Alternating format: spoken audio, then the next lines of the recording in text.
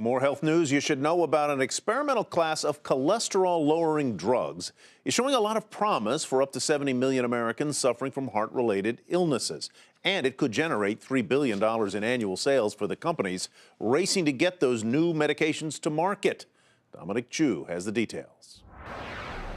The American Heart Association says that cardiovascular disease kills more Americans than any other disease out there.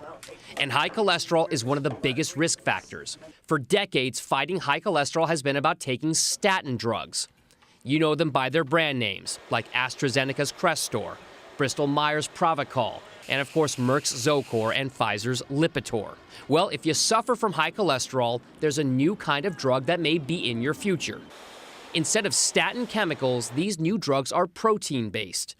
Statins work on curbing the liver's production of cholesterol. These new drugs work on helping the liver remove cholesterol from the bloodstream. And companies like Amgen, Sanofi, Regeneron, and even Pfizer are working on them. But there's a catch. Statins are usually pills taken orally, and they're cheaper because generic versions are typically available. These new drugs are meant to be taken as periodic injections, possibly using something along the lines of an EpiPen. They could also cost a lot more than traditional statin medications. While the concept is generating positive chatter in medical circles, many more tests will need to be done before it can be determined if these drugs actually help reduce the risk of heart attacks.